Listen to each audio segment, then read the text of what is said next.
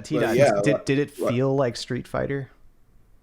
That's a loaded question. That's a very loaded question. Every Street Fighter feels different. The next game's never Street Fighter. Yeah. Like, I know people are gonna be like, "This is a Street Fighter." This is the real. This is the return of 4, footsies. 3, like Street Fighter's not been an honest game. Like, what are we talking about here? It's never been honest. It's never been honest.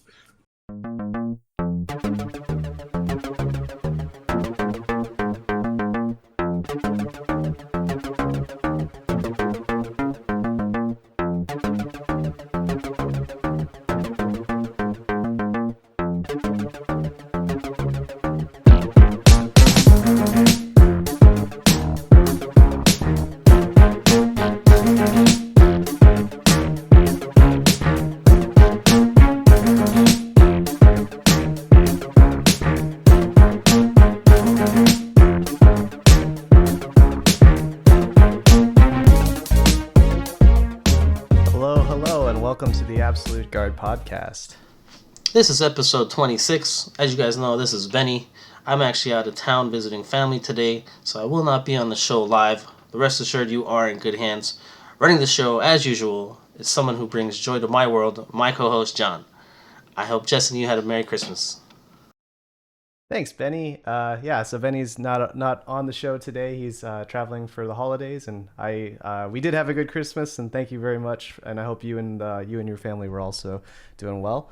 So as you mentioned, I'm flying solo and hosting duties today, but never fear, because today I'm joined by three of some of my closest friends, mentors, and partners in the Arizona fighting game community. Today I'll be joined by Sabre AZ, aka Scott, renowned Alpha 2 and 3 player and Arizona figurehead. What's up, Scott? What's going on, John? How you doing, man? I'm just having a lot of fun with this Street Fighter 6 beta and can't wait 6 months. Yeah, I'm excited to talk that one over with you today. We're also joined by Lukesballs, aka Old Man River, aka Jeff, Street Fighter 2, 3, and CVS OG, and family man extraordinaire. Yeah, what's up, guys? How's it going? Good. How are you, man? Pretty good. And finally, we're joined by T-Dot, who is a fellow tournament organizer and co-founder of Spiral Series, who will have his own episode in the new year. What's up, T? What's up? DJ got announced, so it's the greatest game ever. Very cool. So, this is our Street Fighter 6 beta panel. For those who tuned in last time, there was a beta in October of 2022, and then Capcom announced a December 2022 beta this year and this month, and we all participated in it last week. So we've got a whole panel today and a bunch of different things to talk about. So why don't we go ahead and get right into it? Why don't we talk about general impressions first, just like a general thesis statement? Sabre, do you want to go first on how you felt about the beta overall? Yeah, sure. I mean, it seemed mostly the same. I mean, obviously there was like a little bit of changes, like the invulnerability on the level 1s and all that, but ultimately the game was still pretty much the same. I didn't really notice anything different performance wise. I think if anything, I guess it doesn't change your delay in the middle of the match anymore, which is good. I think that was like my one complaint with the beta 1. But other than that, I mean, everything was still functional. I still can't stand ranked and casual matches. I think it's an abomination. I don't like how like every little thing you do, it just turns it off. Can you at least pause it? Because like I would go to like say like to the store like to look at like the clothing stuff, the accessories, right? And then I go back into the battle hub or whatever, I exit it and then not realize for like 10, 15 minutes that my rank shit was off. And the other thing too is if I'm not paying attention to the screen, the sound when you get the rank, when you get the request is so subtle, it blends in. And like half the time I don't even realize I get them. There needs to be like another sound or something to make it a little more obvious. Yeah. A big screen flash. Yeah, just something, right? Something. It's so it's just like boom, and like in the middle of all the other noise, all the ambiance and stuff. So I found myself like looking at my screen. It was like 2 one. And I'm like, oh crap. And then the other problem I have with that as well is I'd be trying to get in there so quick because the time's running low. I'd like double tap start. And what it will do is it will go in and say if you want to go yes or no. But if you hit start, if you double tap it, like piano it, it'll bring up the menu and then kill it. And then you lose it. Like any other button press will kill the ranked queue. And I'm like, what the hell, man? It was just, it's so poorly implemented. And, you know, we had the same problem. I think everyone has this problem since the beta 1, is that the UX is just, it's just not good. It's not. Yeah. If I have, hidden, right. The options are just, I love all the options, but the experience is not great. I think they gotta clean it up a little bit.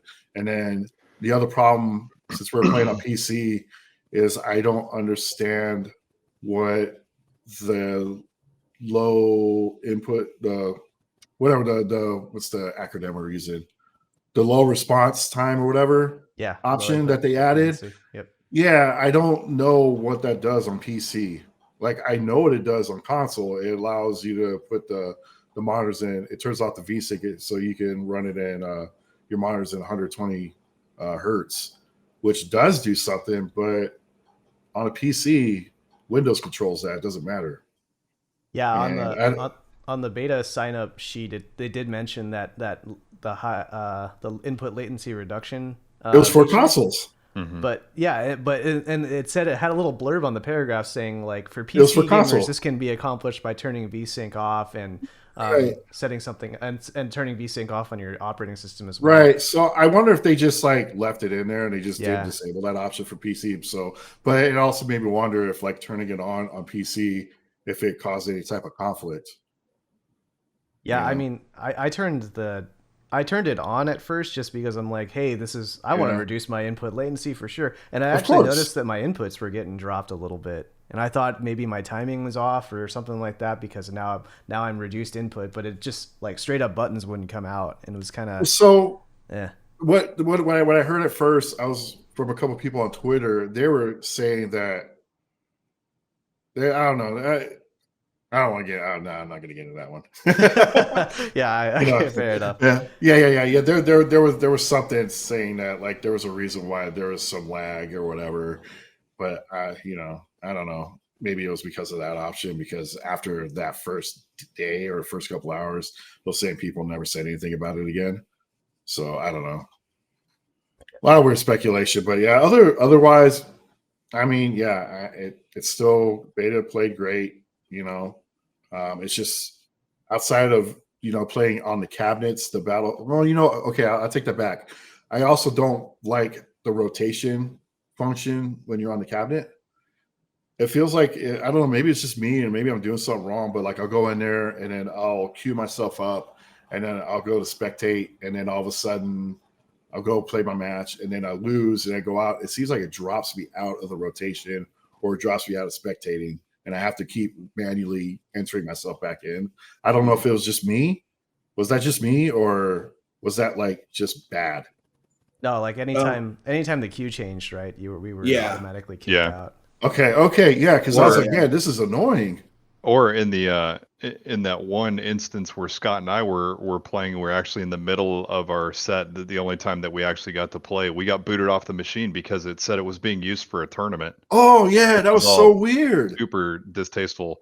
Yeah, and then we tried a couple of cabinets until he's like, "Hey, come over here." Yeah, and then one of the cabinets worked. The cabinets were being reserved for a tournament, so when you went to try and play on them, you couldn't play on the cabinet. Yeah, that was so bizarre. Yeah. It was so bizarre. Oh, I had no idea that was a thing. So the tournament mode uses the nodes that are already. That's I guess. So it booted us right in the middle of a match, and it was like this cabinet is being reserved for a tournament. And then I went to one cabinet, and it was like you can't play on this one, and same thing. You know that reminds me of.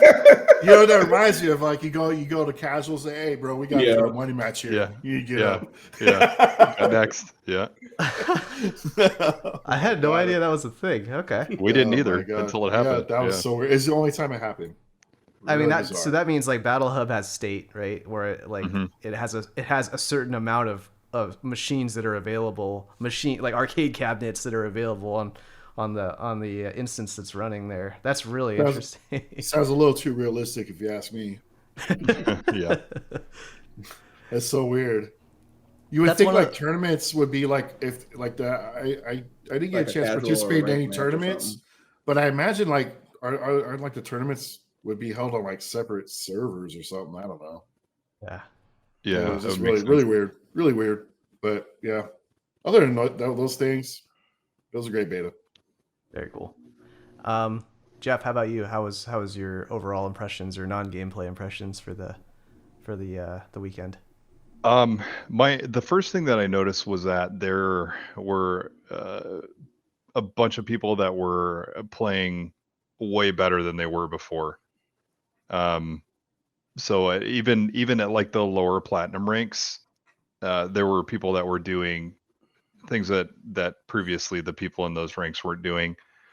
So I think the quality of player definitely upped itself quite a bit. Um, One thing I noticed that was a little bit weird for me was I wasn't able to get any 5 bar matches at all, like the entire weekend. There were only 4 bars, whereas previously I was able to get 5 bars, and quite a few of my 4 bar connections were just hot buttered ass corn.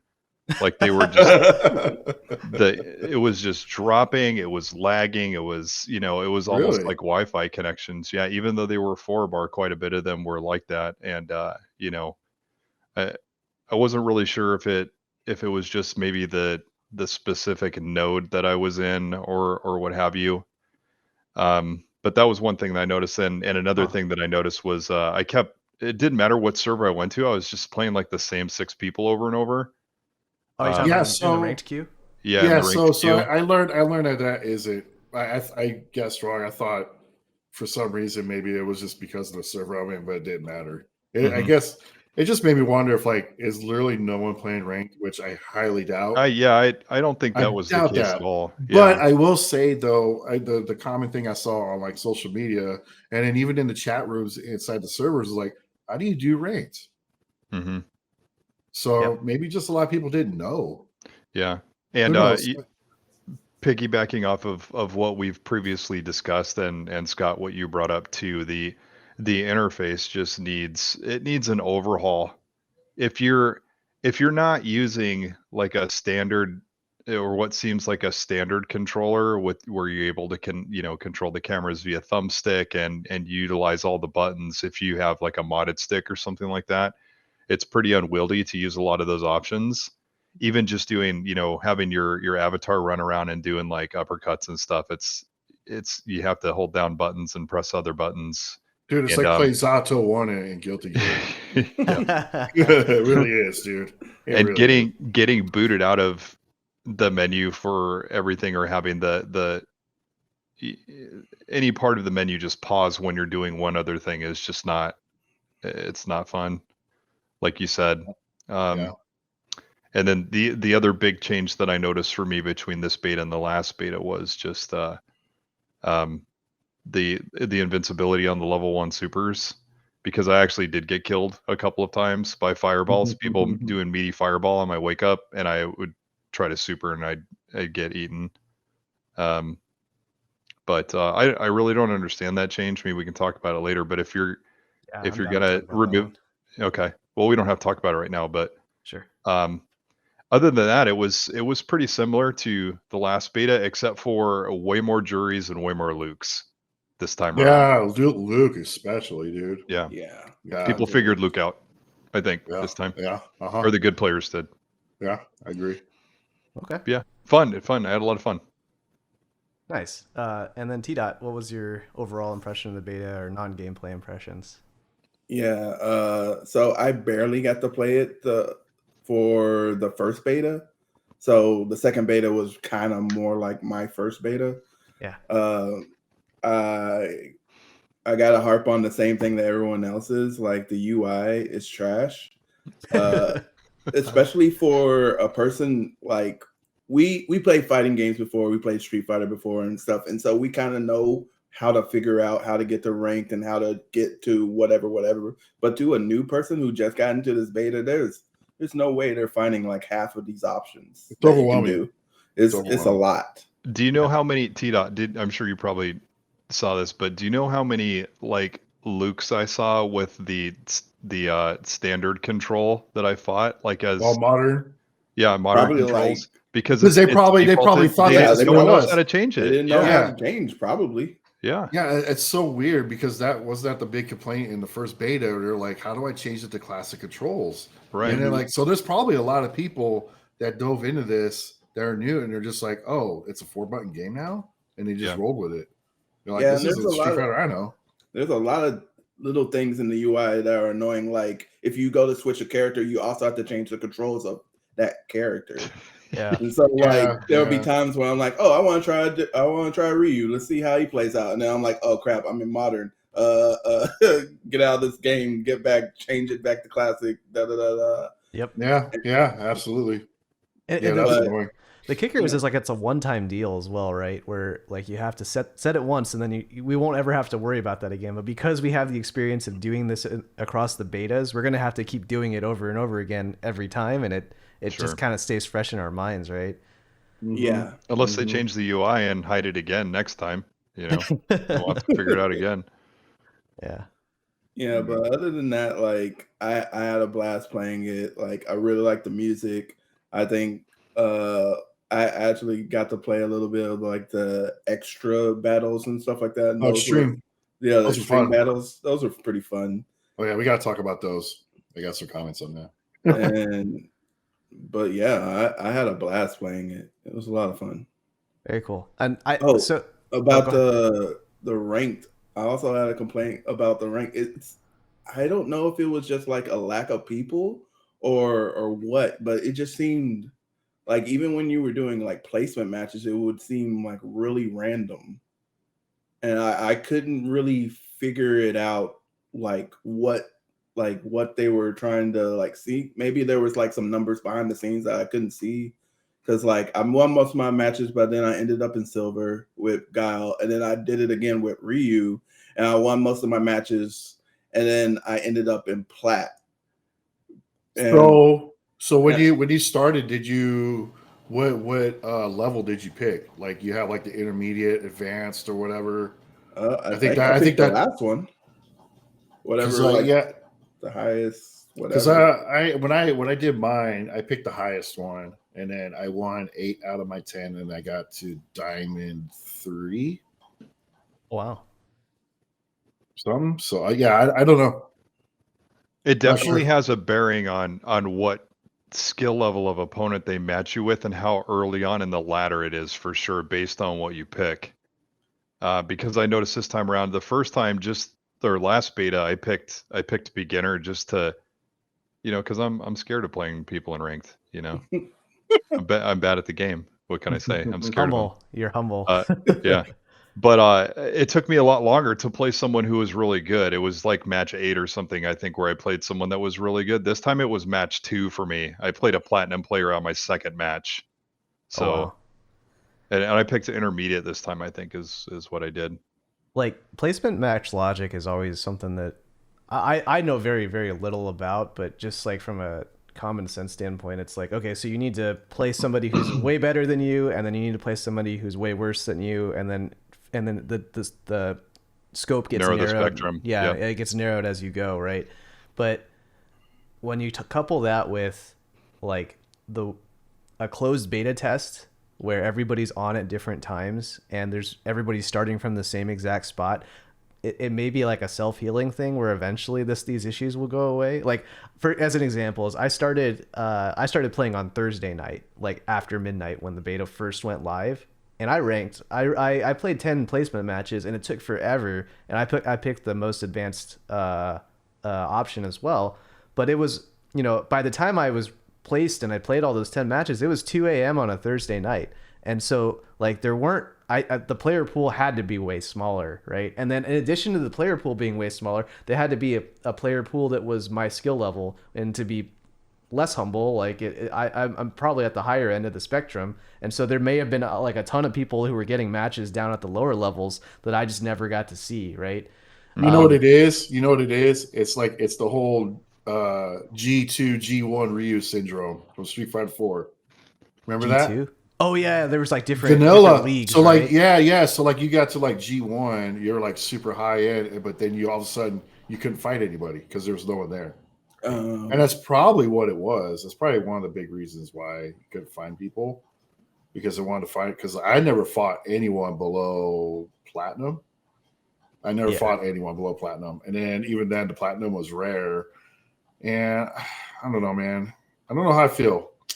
It's just it's 2022, dude, and just like fighting games just cannot get matchmaking down. Yeah, I definitely haven't been able to. I had a really poor matchmaking experience as well, where like I would leave it on for an extended period of time, and then I'd get bored because all I could really do was stand there and wait to get Yeah, matched. you can't go into training. You can't do Yep, nothing. can't do anything. You can't just do gotta sit nothing. there. That's so bad. I guarantee that'll change by the time the game goes Yeah. live, though, because the previous Street Fighter game. That's such a step backwards. It doesn't make sense. But I remember that one day, I think it was you, John. We were in because I was complaining about that, and then we were both searching, and we are literally standing right next to each other, and neither of us were getting a match. And we were literally standing right next to each other in a battle. We're both waiting, but it wouldn't even pair us. But I would get paired with Jeff a lot. Ironically. Yeah, we got matched like 4 or 5 times that one night. Dude. We just like, but you were like one of like 4 or 5 people that kept getting the whole weekend. Yeah, same thing. That whole night, it was like Scott and 5 other people, the same 5 or 6 people, just for like 3 or 4 hours. Okay, it's goofy. Yeah. Really strange. Yeah, 2022, man, or 2023 we're going into, and it's just amazing that some of these issues still persist. Street Fighter V kind of had some of those matchmaking idiosyncrasies where like you had a pool of players that you could play with based on your connection. I know this because like when I used to live in North Scottsdale, and I would, there were probably a stable of like 10 to 15 people that I would run into on ranked every night. And then I moved to Central Phoenix, and my ISP didn't change, but the node that I'm on did. And so my connection quality with everybody changed a little bit, and I got a completely different set of players that I got matched with regularly. And it's almost like there's like biomes or something. Biome is not the right word to put it, but like there's groupings of players, and it seems almost like a zone. You're in a different zone. And maybe that zone's based on connection quality, but that I don't even really know where they would store that. Do they store it store it client side or server side? Probably server side, but if so, then there's like millions of people connecting to this thing. So how are they going to have? I don't know. I don't know how matchmaking works basically, but we all know that the experience was kind of poor. I like to entertain the idea that maybe it's because it was a closed beta and the player pool just wasn't there, in addition to having the right amount of skill matching and me not like playing Scott 10 times in a row and then boosting off of him. Yeah, right. It's like we've had all these games, and we've had examples of games that do it really well, but they're so far few in between. And it's just kind of ironic that they're all American games. KI probably does it the best. That game gets you in the matches so damn fast. You're not waiting ever, even with its smaller player pool, right? And then MK11 was pretty good from what I remember in the first year. You just found matches all the time. Mm-hmm. You're not waiting long. And I don't know, man. It doesn't make sense that I'm waiting 10 minutes. It certainly wasn't for lack of players. It couldn't have been. It couldn't have been. You see the numbers right in front of your face. Yeah. When all these servers have especially in America, full. There was like 30. Yeah, exactly, man. It doesn't make sense. Mm-hmm. It doesn't make sense. Fair enough. They got to figure something out. Yeah, they got 6 months. Some other things that I found interesting that were non-gameplay related, like I did play the dress up game this time. That was kind of fun. Devil John. I got devil wings for winning a tournament in the tournament mode, which is funny because it probably kicked you guys off those stations to play by so I could play my tournament. No, that was before. You got yours before that, but yeah. And so for those who aren't clued in on that, like there's a tournament mode inside of the Street Fighter 6 where they just run at a set interval of time and you sign up for them. And then the downside is that same thing we were talking about with ranked, where to be ready for the tournament mode, you don't you can't do anything. You just have to sit there, and it prevents you from sitting down and getting into training mode, saying, "Hey, you're waiting for a tournament match. No go." So I just sat there, and that's honestly pretty similar to the in-person tournament experience too. So I found that kind of funny. Too realistic, man. Too realistic again, dude. I didn't get a chance to try tournament mode, unfortunately. The reward for winning it was you got a cosmetic. I got devil wings, and then the tournament mode itself, like, it does a good job displaying the UI for the bracket. It runs the tournament in waves as opposed to like running people to completion. Like, if there's like, there was a point where like the bracket had advanced enough where me and another guy could have played, but it held us back because not everybody else had reached that phase of the tournament yet. So I found that kind of awkward and annoying, but I understand why. Like, you're basically spreading out the wait time as opposed to right. But you're also, that means the people that are entered in the tournament or who are going to lose quickly, they also have to sit and wait for a lot longer than the average like in-person experience. Sure. So let me ask, since I didn't get a chance to try it, were we able to make our own tournaments, or are these all just predetermined? That was predetermined. You had to go up to a desk, and then there was like different slots. They were capped at 32. Right. Okay. So I wonder, because I remember when you go and select like your servers, there was like a grayed out tournament option. Oh, really? I didn't even see that. Yeah, there was. I think there was, right? Yeah. So I'm wondering, because my thing is, and I'm sure you guys remember me talking about this a lot, that I've always wished these games had it, is that you can make your own tournament bracket. We're like, hey, I want to make a tournament for, May 2nd, cap 128 players, right? And then I'm going to make a Swiss format and best 3 out of 5 the whole way or whatever. I could make all these custom rules, and then I could seed it if I want to. Sure. I could go in and just like, put my own little personal biases in the bracket if I want. Whatever. As a TO, that's the type of stuff I want to see. Like, so that way, like, these guys that run all these online tournaments, it's all done for them in software. Yeah, that would be nice. It'd be nice, right? And then everybody else that's not participating, they can look at the bracket, they can view the bracket, and then like, oh, this match is playing like right now. Hit the button, spectate. So you have like 100 people in the game like spectating, kind of like how you see, like I was seeing like a lot of big streamers, right? Like Max and all that. Like if you looked, or even Li Joe, like if you looked at it, man, dude, there was like their battle hub was like about to crash. It seemed like, because there was like 50 people around there, one cab. But I thought that was cool as hell. And I would like imagine doing that for like a just for a tournament mode where you could just view brackets and just be like stream or spectate, Yeah. Imagine if it was like that in the arcades, with 50 people crowded around one cabinet watching these two people play. Where did they ever get that idea? Yeah. But yeah, I don't know. That's just always been my vision of a tournament mode. It's just like, just have the software do it for you. Well, no, I agree. Or anything like that. Yeah, and thinking about potentially where the tournament scene is going this next year with, with a lot of people opting to go the PC route and going online, and big talk of online tournaments being more prevalent than in-person tournaments. Yep. It makes sense. It makes a lot of sense. Yeah. Patch it in if it's not there, integrate it. I think that's huge. I thought that was supposed to, because that's why I felt Street Fighter 5 should have been. Because that's where I thought we were going. And right now, now it seems like the online experience is better than the offline experience, because now you got to deal with all these different platforms that aren't as good in person, where it's like, well, why do I want to spend thousands of dollars to travel to a tournament now that is suboptimal to my online play at home now? So now I feel like we're going to start, we're seeing this paradigm shift. I think like we've seen like KIT is no longer, they did their last one. And I think you're going to start seeing that more often, where now you're only going to have a couple of the big players left, and more people are going to be shifting to just big online events, using Matcherino and whatever. And I feel like it just having this stuff integrated into the software would be huge. Yeah, I agree. Because what we're basically asking for is the Start GG experience, but in the game, right? And it lends itself to the esports shift and everything. If that's what people are wanting, so This is what we need to be doing.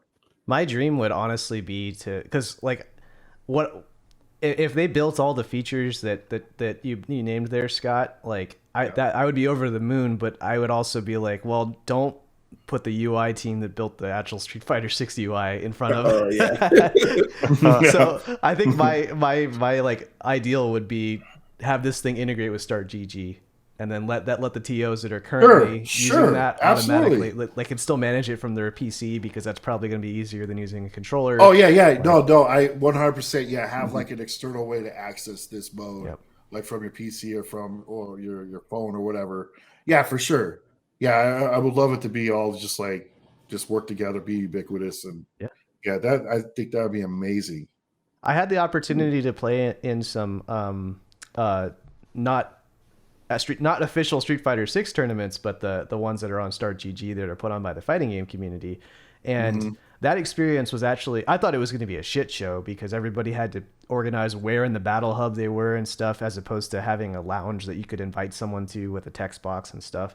But it actually turned out really well, and it got really cool, because then anybody could walk up and look at the matches as they were going. And so as Jeff mentioned it earlier, it's that arcade feel of like everybody, 50 people crowding around a single setup. I think it's cool as hell, man. I think it's awesome. I like that. And you walk by an area and you see a bunch of people crowded around. You're like, "Ooh, what's going on?" You immediately go over there and you're like, "Hey, what's going on, bros?" Yeah, what's up, dude? And one of the traditions that I have, and I think T-Dot has this as well, is when we go to Evo every year, like we always go and try to cheer on people in Arizona and hop from pool to pool.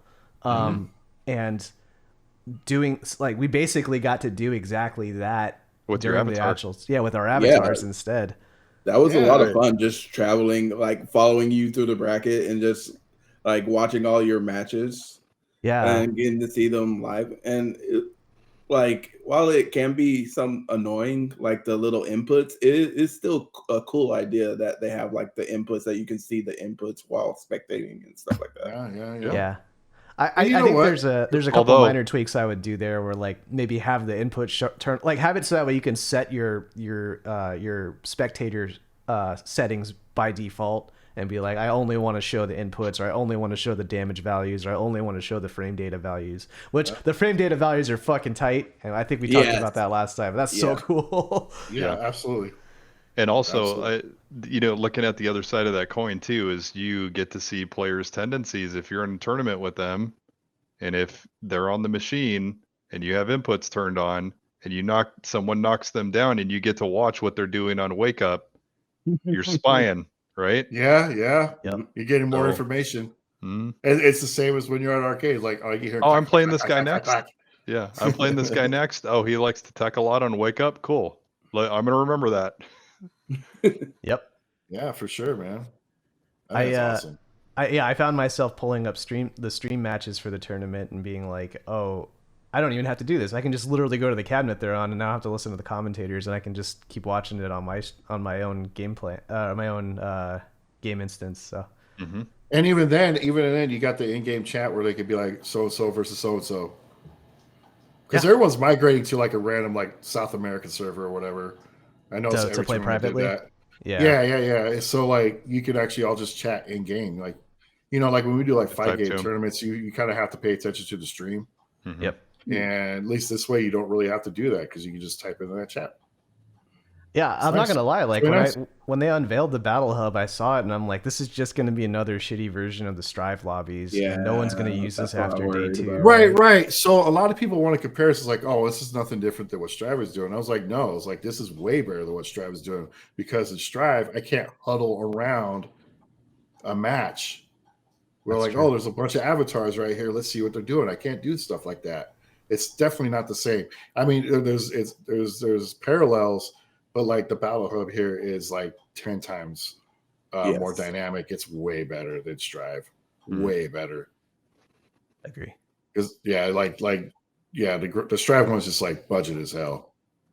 Yeah, that's very low budget. We're like, this one, they spent some money on this. I think they're definitely. Why don't we go ahead and move to the gameplay portion of it, because we got a lot to get through today. Gameplay impressions. T-Dot, do you want to go first this time? talk about your general impressions of the gameplay. Actually, as somebody who like played the beta for the first time, what was your experience like? Um, let me find some specifics. Like first off the top of my head, I'm like, oh, I love this. I actually like all the different ways that you can use the drive meter. I Okay. was worried at first at like the cost of certain things, but it seems pretty balanced. There was still some things that I would maybe tweak, but like everything seems well thought out. Everything has like a use. Like at first I thought like, well, why impact when you have parry? And then I started to realize like, oh, this is something like you like you can't just go and parry everything. Like there's mad recovery on this. And then also like the I didn't use it that much because I didn't know like how to optimize it, but the drive rush, the few times that I did do it, like having that like what was it? It's like a +4 on your next move. Yep. Mhm. Plus You Like get 4 extra frames on everything, right? Yeah. yeah, like that's actually pretty good. And like I can see people like coming up with some like crazy block strings, like especially if you have somebody burnt out in the corner and just like chipping away with something like that, like with a Hey, combination of Guile. like, yes. Yeah. Jab Fenley roundhouse legs. Yeah. Oh no, Guile's on the next level because the sonic booms are so crazy. He Yeah, could especially do the parry rushes. He could do parry rush pressure, so he's using one stock every time. yeah, Before he and then gets his also burn. he can do the his level 2 and then like with the mini booms and like I was seeing some combos with Guile with the drive rush and the mini Oh booms yeah, and it was just doing like yeah, just all your life gone. yeah. The new biggest combo with him does 98% damage. That's the Yeah, biggest we found now. it's It's fucking ridiculous. crazy. I Yeah, it's guess But crazy. Kyle. T Dot, yeah, did it like feel like Street Fighter? I like that's a loaded question. That's a very loaded question. Every Street So Fighter loaded. feels different. Like The next game's never Street Fighter. Yeah. yeah, like I know people are gonna be like, "This is a Street Fighter." Street This is the Fighter real. This is the 5 or return of 4 or footsies. 3 or like, but like Street Fighter's not been an honest game. Like, what are we talking about here? It's never been honest. Yeah. It's never been honest. And we were Like, talking about fireballs earlier, like with Guile in particular. But how do you feel about fireballs as a whole, T Dot? I was worried at first with as many defensive options, but I think they're still going to be good. I especially during burnout. I think people, if you have space and you're burnt out, it's less of a problem if you have a Yeah. fireball, Mhm. as opposed to if you have to go, if you're a character that has to go in and you're burnt out. Absolutely. I 100% agree with that. I feel like characters like Ryu and Guile, if they're burnt out, it doesn't even really matter Yeah, because they can That's still true. control the space Mm-hmm. as long as they're not getting rushed down. You know. yeah, Yeah. like you're still like if they get in on you, you're still at a negative, but like you like you're not like totally screwed, you know. Yeah. I do think it's pretty interesting how they're doing Dizzy now. That like you have to be burnt out and then knocked up against the wall, then you get that. But then like after your Dizzy combo, you get all your drive back. Yeah. And so I like like that. yeah, it's a lot of like interesting things that like I would never thought of. But like I really like that you start off with full gauge. So like at the beginning of a round, everybody can just start off like using meter if they want to. Like I think that's gonna lead to more I guess like for viewers like exciting matches just because like we have more meter and so we're gonna have more access to more resources and just be able to do a Yeah. lot of riskier, crazier stuff just because we know that well at the end of the round we're gonna have all that meter back. Yeah. Like we So still you're have allowed to use your EX moves now to finish out rounds and not have to worry about like conserving it. serving meter. Like Yeah. yeah, you still have like super like if Mhm. you want to spin or conserve and stuff like that Mhm. for that particular mind game, but for like overdrives, I guess what they're calling EXs now. And like, is anybody gonna call them overdrives, or are we just EX is sticking with fine by me. EXs? I'm calling it EX. Yeah. Like I just been calling them EXs, and then someone said overdrive one day. I was like, wait, what's Whatever. Whatever. They know what you mean. yeah. So like, yeah, I really like this drive system. Very cool. Very cool. Jeff, how about you? General gameplay impressions or first like surface level gameplay impressions? Can't talk. Yeah, I mean, I don't have too many differences from the last time that I played, other than I definitely noticed more efficient use of Drive Rush. So the biggest gameplay elements that I saw that were being used more this time were whiff punishing, um, doing like max damage punishes, especially with punish counters, and better use of the drive rush meter to make normals positive and neutral. So John, you and I have had a lot of conversations around, what's the best use of meter and what you should be doing in neutral to kind of gain the upper hand and stuff. And I saw a big momentum shift where people were doing more of that this time. They were using the drive rush as just a way to play the game and poke around and confirm, as opposed to trying to use it for huge combos with 3 or 4 fierces in them, or hey, I'm gonna crouch strong you twice, and then I'm gonna drive rush, and then crouch strong you 2 more times, and then drive rush again. It's stuff like that. A lot of that stuff wasn't prevalent this time. I get you.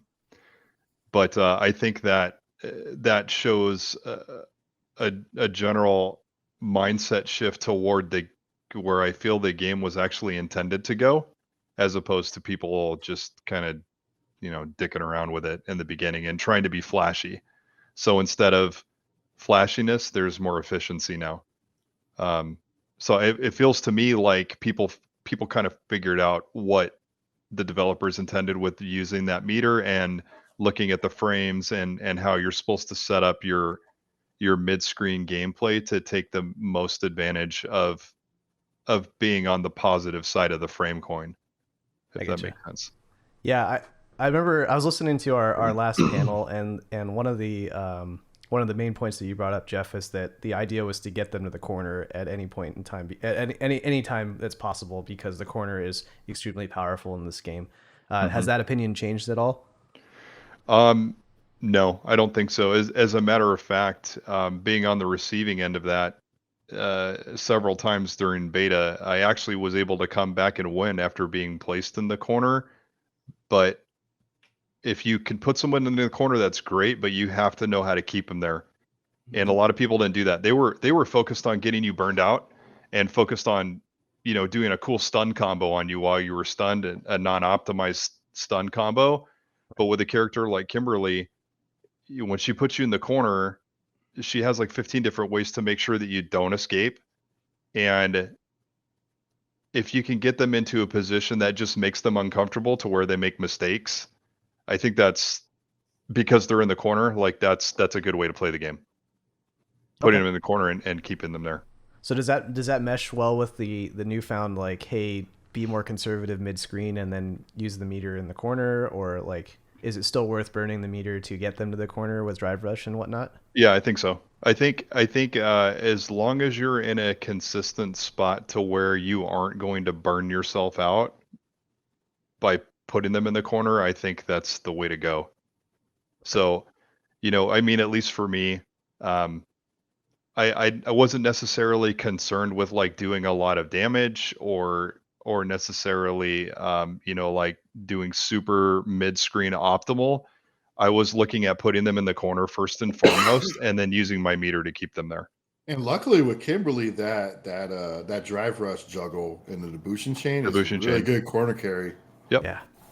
Yeah. It's pretty cheap too, right? Because you're just doing not bad. One bar. It's not bar. Right? Yeah, not bad at all, man. That's great. Because you don't even have to do it off of EX elbow. You can do it off fierce elbow. So anything that you can confirm into fierce elbow, you can pop them up and do Bushin chain, and then whatever juggle you want at the end to push them to the corner. I get you. Yeah. But I mean, that character is a little bit different, I think, than the other characters in the way that they play. With a non-cancelable crouch forward and no fireball. So, my strategy, I think, was a little bit different than watching other people who were beating up on me with Jury and Luke and Rue. Like they didn't care so much about getting you to the corner. They wanted to do as much damage as possible with linking into drive rush, into linking Crouch into Fierce. knockdown. Yep. Yeah. I noticed that like there was a trend there with a lot of different characters where like the game plan was use the drive meter not necessarily for positional advantage or anything else or even necessarily for damage, but just to get a way to link into Crouch Fierce, and then every character had some like big thing off of Crouch Fierce. Like Jamie gets the rush punch stuff off of Fierce, and Kimberly gets the heavy elbow stuff. Chun gets heavy legs, like, and all those seem to like lead to very advantageous issue. Ryu gets Hashogeki. Hashogeki is enormous for damage as well and frame advantage and whatnot. Like I feel like sometimes I felt like Drive Rush was the tool to get Crouch Fierce off, basically. Okay. Yeah, and then I guess the last comment that I had about gameplay elements was just the change to the level 1 super. Yeah. So what was your logic on why do you think they made that change? Honestly, I couldn't even guess, because you are more likely to die from a frame trap or a shimmy than you are from an OD fireball when you're burned out that you can't super through. Yeah. So if they're gonna, I mean, why it's basically just it's a tool for people to use more fireballs, and why would you make it not invincible to fireballs but make it invincible to normals, which you're gonna die more off of anyway? You aren't gonna die of a fireball usually. Maybe like block stringing into fireball returns to neutral, and so they thought it was more fair that way. They want you to block it out, I guess. But yeah, but if your fireball isn't even a true block string, you can just parry it anyway. Well, like so crouch forward fireball with Rue. Yeah. Well, Yeah, so I don't know. It's just a weird It's a change. weird change. It's a weird change. Yeah, I don't get it. Maybe it's something simple like, hey, it's only one bar, so we're not going to give you all the juice out of it, Huh. Okay. Yeah. Right. Well, Scott, I think you're the last on the list here for overall gameplay stuff.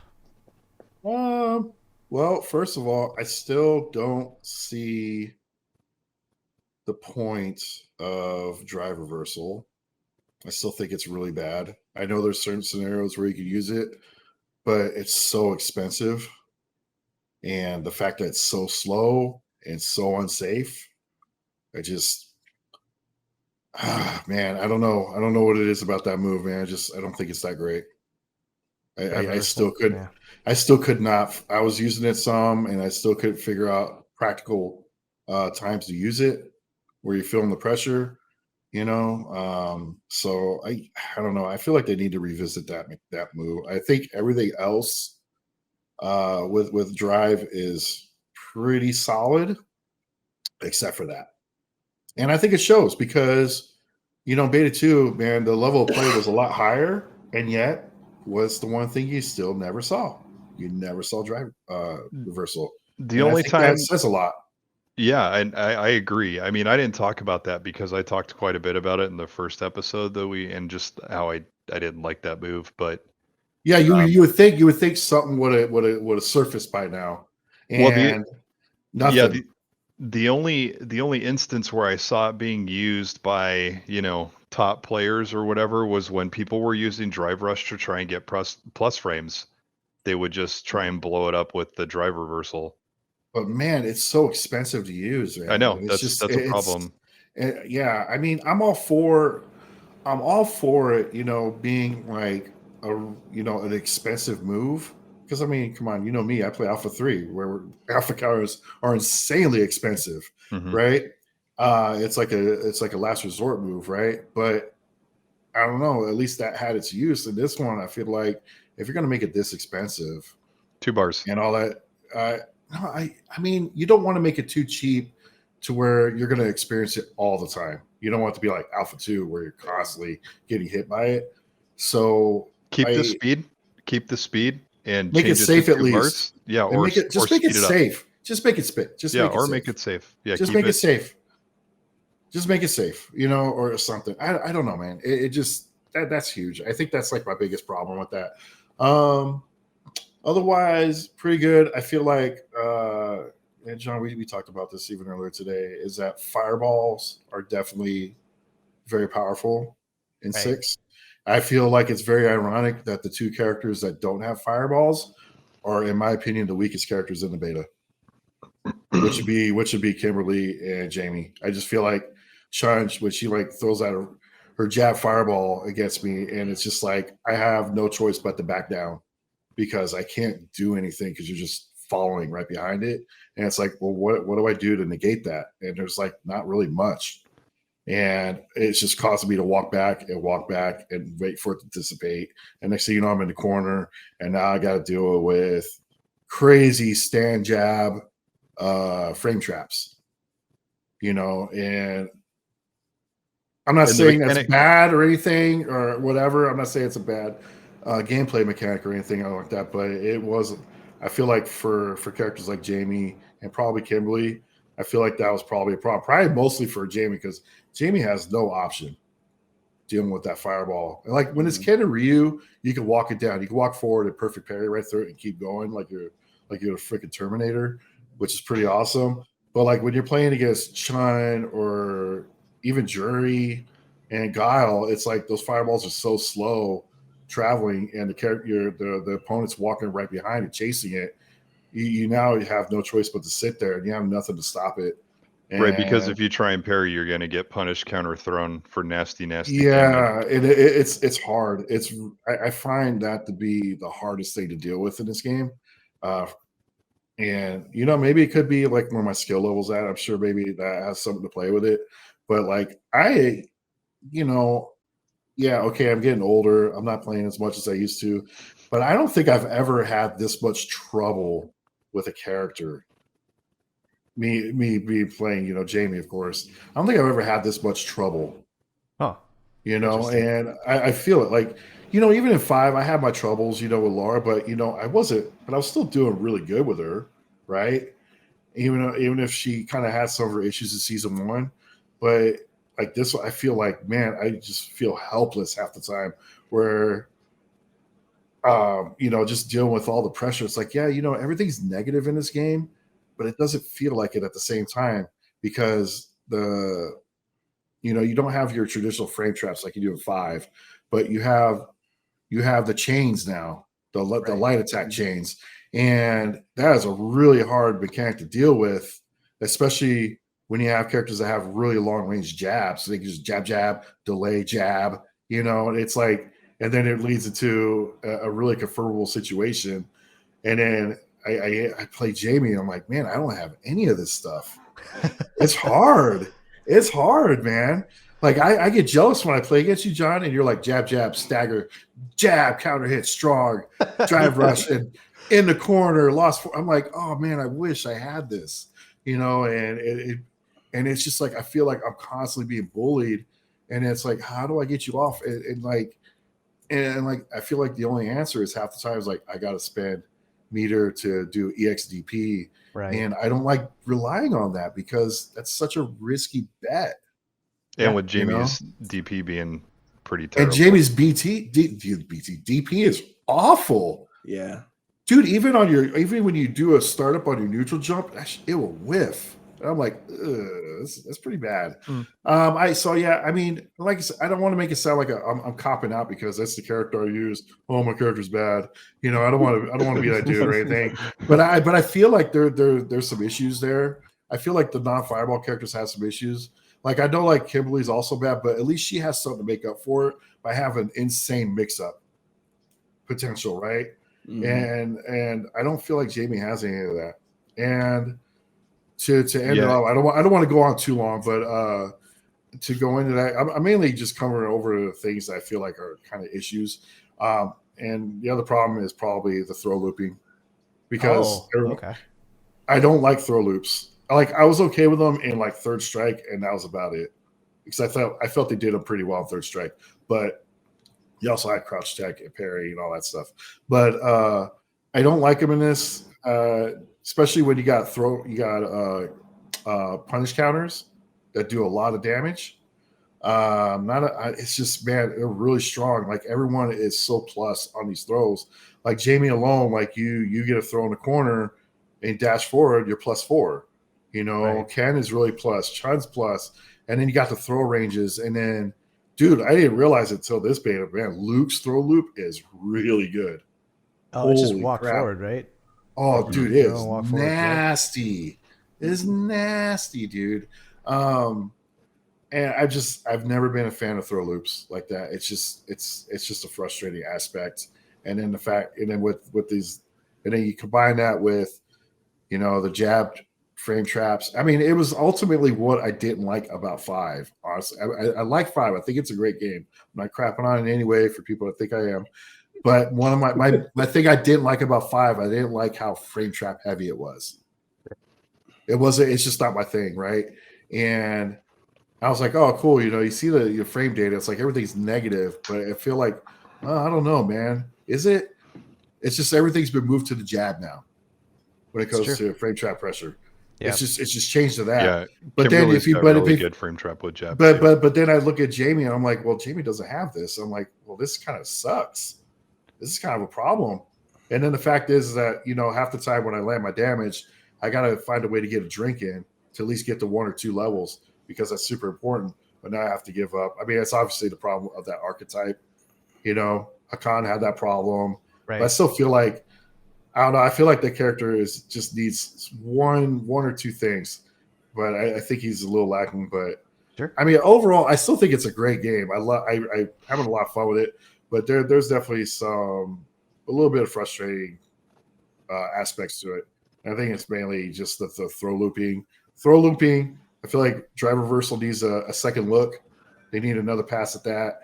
And then maybe not make jab pressure so kind of generic, I guess. Okay. But other than that, I mean, I still love it. I actually have that concern too with overall gameplay where it feels like a lot of the characters kind of behave similarly, where it's a lot of like, it's footsies, which everybody wants. Everybody says they want footsies in the game. Yeah, but yeah. The problem then is if everybody's playing footsies, then characters that thrive on unique archetypes like Kimberly or Jamie, you know, if they have weak footsies, and they just suck. And so if the game plan is always going to be, you know, whiff punish into Oki and a drive rush overhead or low into throw, like every character's basically doing that. Yeah, it gets dry. So I like having differences. Like I feel like Kimberly, they did it right. Okay, she's got a weak neutral, but she has a killer rush down, and she has all these mixes. You know, with her little run teleports and all that stuff. She get these high low left right mix ups, the bomb stuff. I mean, dude, and she does really cool damage. She got sick combos. So she makes up for it in that department, right? But like I feel like with Jamie though, it's just like I don't feel like he's the greatest in neutral. He's okay, but the fact is that, you know, he has to give up so much just to start doing decent damage because he only starts out at 90%. He's already starting at 90% damage scale without a drink, so he's already starting out pretty weak. And then the fact that you have to like think on the fly the mental stack of all the damage routes based off your drinks and whatever. He's so nuanced, and which is cool. I like that about him. You know, he's got a lot of different things going for him, but it's like I'm looking at him like, where is his absolute strength? You know, what is he excelling in? And I don't think he excels in any particular area. He excelled in taking 80% of my life bar in 2 combos with a reset. Sure, but and you know, John said the same thing, right? But can't you say the same thing with almost every other character? Not really. I think so. I think so. Why don't we put a pin in this one and get back to we'll go to individual character balance later on in the show here, because I definitely have some opinions on that too. Okay. One last thing to talk to you about, Scott, is I believe you were the one during the beta you mentioned feeling the low forward hit stop changes, which were kind of not really talked very much about in the patch notes. But do you remember feeling that at all, or like do you remember what that change was? So I didn't really feel too much difference. It could have been placebo, but I noticed, man, maybe it's just me. and my old reactions. But I felt like there was a lot of times where, man, I know when someone DI'd through my low forward, I know I hit those buttons before I got hit. I know for a fact I hit them, and it just felt like the window was gone. Okay. It felt a little bit different. I don't know. Yeah, to be clear, in the patch notes they mentioned that every low forward in the game had the amount of hit stop frames reduced, which is different than plus on block or minus on block or advantage on hit or whatever. But it's more about how much time the game freezes to give you time to confirm off that low forward, which they basically said no confirming off of low forwards at all. And I think that in turn influences the cancel window on being able to deal with drive impact. And again, that's a very minute change that I think only impacts a couple people. One, your character has to have a cancelable low forward, so that's already half the people on this call aren't affected by it. And then, right. And the other part of it is like, were you ever actually using that to hit confirm in the first place? Because if so, get fucked. But I don't think we were. Well, with the amount of plus frames that you get, and you just doing it randomly and not pattern based, I mean, it doesn't really matter at the end of the day. I believe that it has turned into a spray and pray as far as the hit stop goes now, right. where it's like, I'm going to stick out anyway. forward, and then go for it. Yeah. So, I kind of went around the room and talked to all y'all about your individual impressions about the overall gameplay, but everybody talked a little bit about drive. Let's just blow the lid wide open on drive here. And if anybody wants to bring up something about a drive mechanic, feel free to just dump it here. I'll start by saying that drive parry is my MVP of the beta, where I think that is actually now the most powerful mechanic in the game. I think it impacts Oki and offense so much compared to my background in Street Fighter V, where going for a meaty was always the best option in Street Fighter V, because the worst thing that could happen is they uppercut you and then you return to neutral and they burn a bar. But in this game, getting perfect parried shifts that risk reward on a meaty so much that a lot of times it's not actually a good idea to go for Oki. It might be better to use a drive rush to get plus frames while they're standing instead. And that's because then you're changing your timing and not getting perfect parried, And even the regular parry has an impact where it will, because everybody's got these cool high-low setups now. Everyone's got drive rush. Well, most people have drive rush into overhead and combo after that, or drive rush into low and combo after that. And we all look like badasses because we have a high-low game.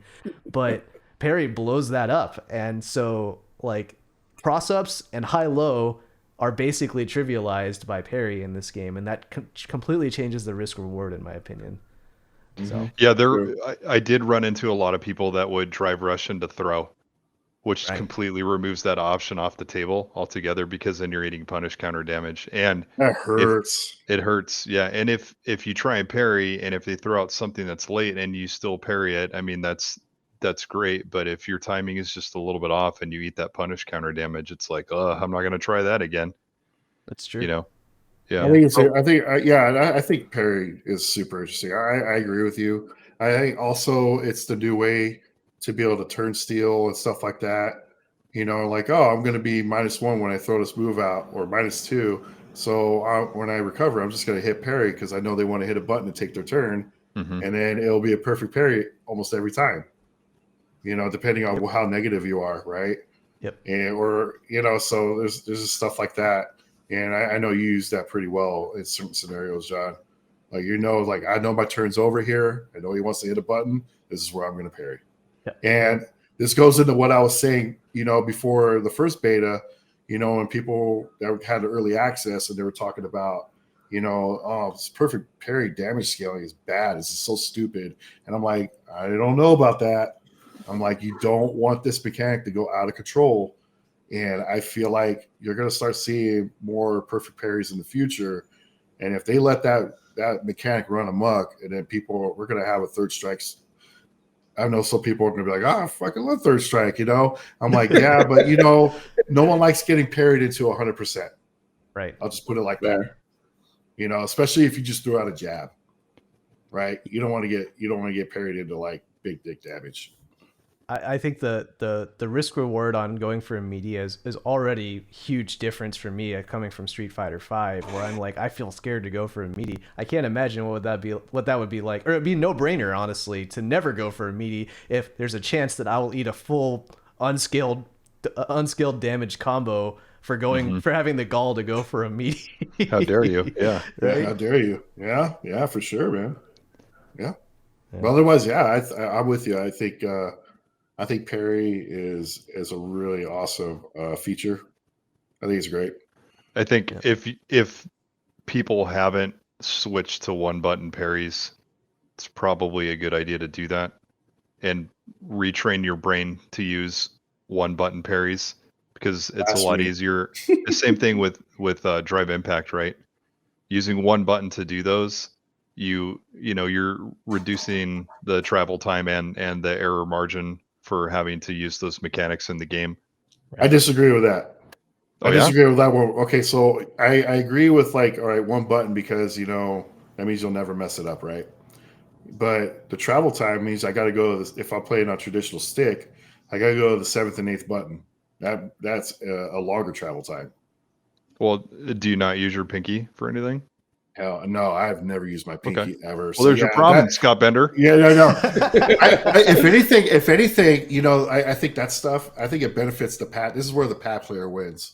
They come out big. Or the hitbox player, right? No. I think no. I think the pad specifically for this, they come out big because most pad players, they put their fierces on the R buttons, right? So now you have the L buttons for parry and drive impact. It's right. Their fingers are already on it at all times. I think they got the biggest advantage when it comes to that. And I can tell you, I was able to see the difference between people who were using one button drive impact as opposed to two. I thought it was pretty clear, Yeah, the hitbox advantage isn't as pronounced as on pad, but because the standard hitbox layout is 25 millimeter buttons or 24 millimeter buttons instead of 30 millimeter buttons. Yeah, that's fair. That's fair. It's like my hand actually, I'm easily able to hit the drive impact or the parry button with my pinky. Yeah. I didn't even think about the button size. Yeah. Didn't even think about that. Yeah, T-Dot, you switched to hitbox recently too, right? Yeah. Like I'm still using stick for some things because like I'm just used to using it, but I'm learning how to work with. It's not an actual official hitbox, but it's a hitbox like controller. But yeah, do it. I'm already converting. It's better for my hands. That's fair, man. That's fair. But yeah, I've been learning on that, and yeah, the buttons are closer. But at the same point, like I don't know. I've already been doing like focus and like V trigger, V shift, and so like I already hit those two buttons like on reaction for some things, and so I don't know. I'm still kind of already used to using the two buttons. I might still like go with everyone else and put it with a single button, but right now I'm still good with like doing like drive impacts on reaction. Oh wow! I think, you know what, Jeff? To go with what we were talking about, I think what I could see myself possibly doing to keep up with the Joneses is add like for on the stick, add a button to the bottom left below the thumb button, almost like a run button, like a Mortal Kombat run button. Thumb button. Yep. Yeah, a thumb button. I could see myself possibly doing that for like a DI. I could see that's myself cheating. doing that. That's cheating. I don't know what you're talking about, man. You're a cheater, Scott. Nah, I think that's You have, but to be fair, one, but to be fair, that would be because I already have that solution. I could just use the outside six to play the sixth game, and then those buttons are already there.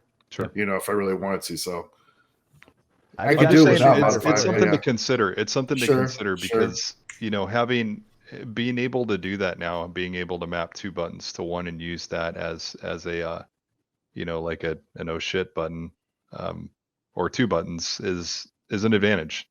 We always talk about like advantages that controllers and hitboxes provide. Well, it might help someone out. Yeah, sure.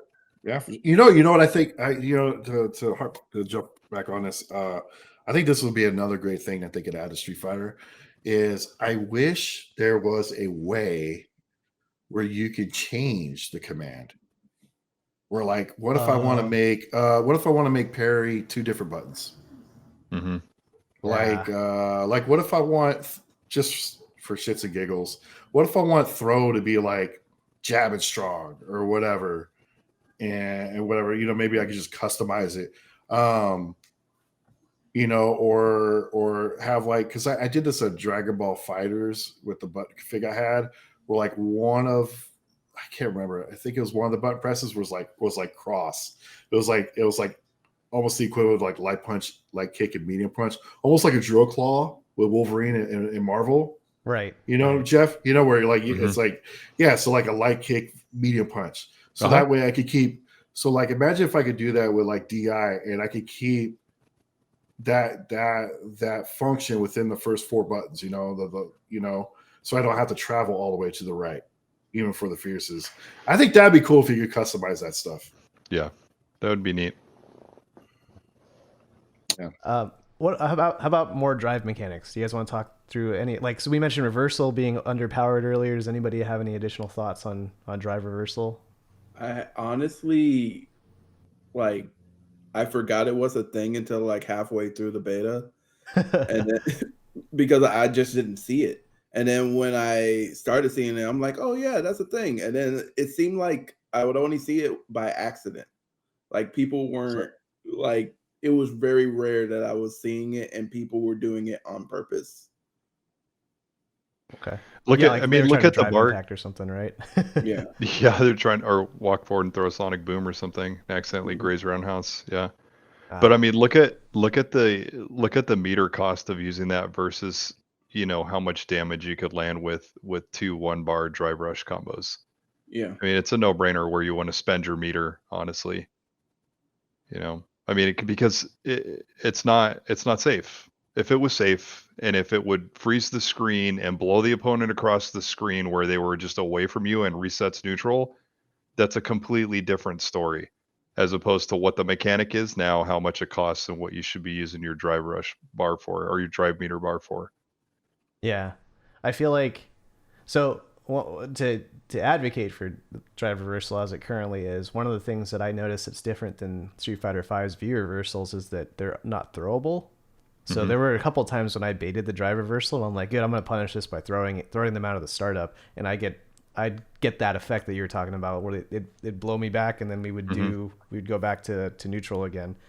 And so I wonder if that's going to play into its usefulness in the future, as people like try to do more tick throws, or as throws become more popular because of parry. Like there's this whole like weird trinity here where everything's turning into strike, throw, block, and all the dressing with the overheads and whatnot get completely trivialized by parry. So therefore throws become more powerful. Therefore maybe DR is really good for that. I genuinely don't. I have the same opinion where I'm like, I'm not sure what this is for. Maybe it's to blow up drive rush on block, and get rid of those plus frames. But if that's the case, I have a hard time reacting to drive rush. It's too expensive to do that. Yeah, and it's too expensive to do that because you're spending how many 3 bars, right? 3 bars versus their 1.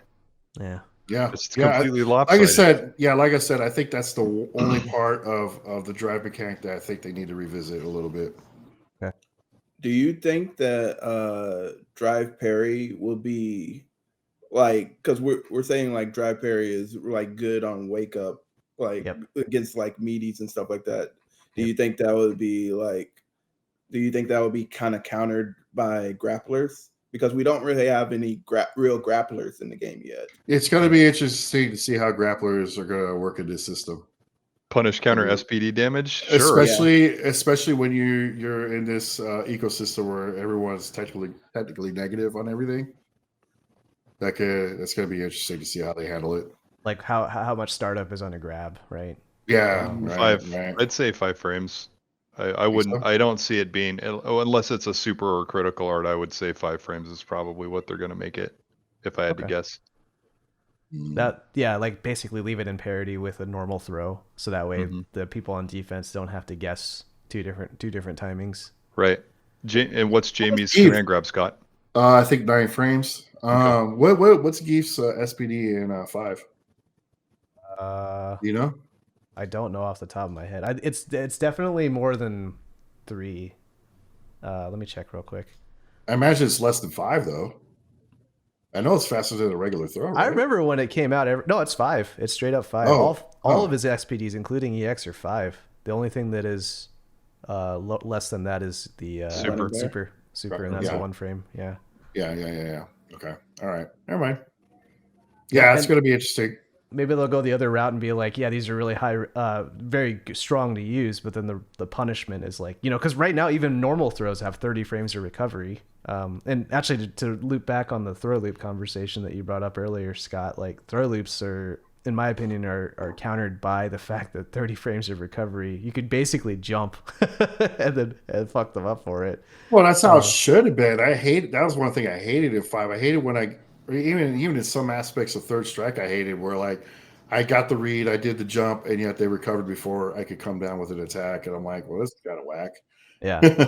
Yeah, the risk reward for throw loop in 5 was completely skewed in throw loop favor, but in this game, like throw loop, you can be punished really hard for going for the throw loop. It punishes parries really hard, which again I think is really strong, and parries need to be punished hard. But then in return, if someone's throw looping you, you backdash and you fuck them up for it, or you wake up jumping even and you get positional advantage. I mean, but it's still in my opinion in the thrower's favor. I mean, it's not, but I think that's a welcome addition. Right, because they're forcing you to make a decision on your wake up after the throw. Right, so not only are you on the defensive already for getting knocked down, but now you're guessing on top of being defensive too. It's not like a neutral situation where, they sweep you and then they dash and you're like, oh, I can jump out of their meaty or whatever, or jump out of their media temp or parry it. Because throw loops, I mean, I saw most of the throw loops in the corner. I don't know if you guys were seeing a mid screen or whatever, but in the corner where you have to keep guessing over and over and over and over after you get knocked down, it's just a shitty feeling. Yeah. So I know where you're coming from, Scott. I think what it is with the throw loops is because I think the walk speeds are pretty good in this game. Mm-hmm. And throws seem to have really good range this time around. Mm-hmm. They've been really powerful. Yeah, there were sometimes where people were trying to pressure me with like jab stagger pressure or whatever, like trying to frame trap me, and I would mash throw and it would grab them from like 10 feet away. Yeah, you're like, whoa, really? It's so goofy. That's the goofiest thing, because all of a sudden you're just getting sucked up like SPD style. It's really weird. Yeah, I'm okay with throw range and all that stuff, but man, it's like when I don't know, man. You got the fast walk back range speed, like Chun or something like that. Because it's really tough to deal with. It's really tough. Yeah, but John has the right answer though. I mean, you backdash, and the thing is, if they try and meet you're airborne, and that messes up their combo timing, and they just flip out of it. Or if they try and throw you recover fast enough to punish their throw attempt, and then you could get punish counter damage too. Yeah. So I think that's the right thing to do in the corner when you feel like you're going to get throw loop to death, just backdash on wake up. I mean, it's a guess just like anything else is, but I think it's a better guess. Another option. It's a better guess, yeah. So I agree with John there. That's the right thing to do. I guess it comes down to like, should someone get that sheer advantage by like, if they're in the corner, because mid screen, this isn't a thing, right? Mid screen, you can back tech, and so there's already inherently a 50-50 there. So if someone's going for a throw loop, then tough shit, unless it's a punish counter. But in the corner, it's like, hey, they kind of, my back is to the corner. Do I deserve this? That's also really how you like, do you deserve it or not? And I think it's perfectly fine to feel like you don't. and to be honest, like I like throw shimmies and all that stuff. I think that's cool. So I think that's fun. I don't know, man. I feel it's a little, it's just a little oppressive.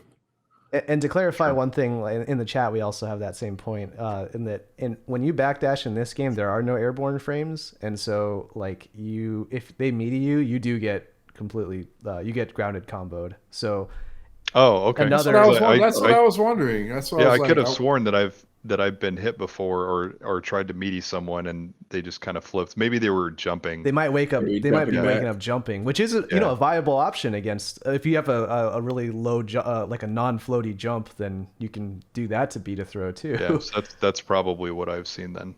Right. And Right. I'm of the opinion that meaties aren't nearly as strong in this game as they were in 5, and so I welcome the idea of something good happening if you meaty. That's always been my default state is to go for meaty. So I feel they're gonna, because they did this in 5. I'm sure they're gonna do it in 6 with the throws. I think they're gonna address that because I think the majority of people are not fans of throw loops. That's always the temperature I've always seen in 5, even from like the top players. No one seems to really like throw loops.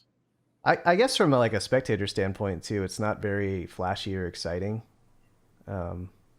So I could see people really like. I don't know. It's a tough one though because to me it exists as a balancing mechanic to deal with parry, which I think parry is absolutely ridiculously strong. Yeah, I mean, all this stuff we're saying could be totally different once people really get like parries down and all that. I mean, it could totally shift the meta in that regard. I mean, it's hard to say. We haven't played it very long.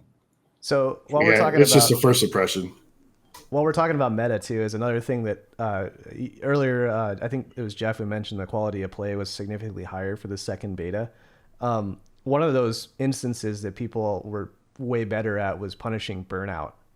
And so I was curious, so from my perspective at least, the burnout in beta 1, if I burned out, that just meant I had to chill out for a little bit and then get my bar back. It feels like a deck of cards almost, or like a hand in a card game where it's like, I have 6 drive bars to work with, my opponent has 6 drive bars to work with. I'm periodically spending those bars, and then eventually I get a new hand dealt to me.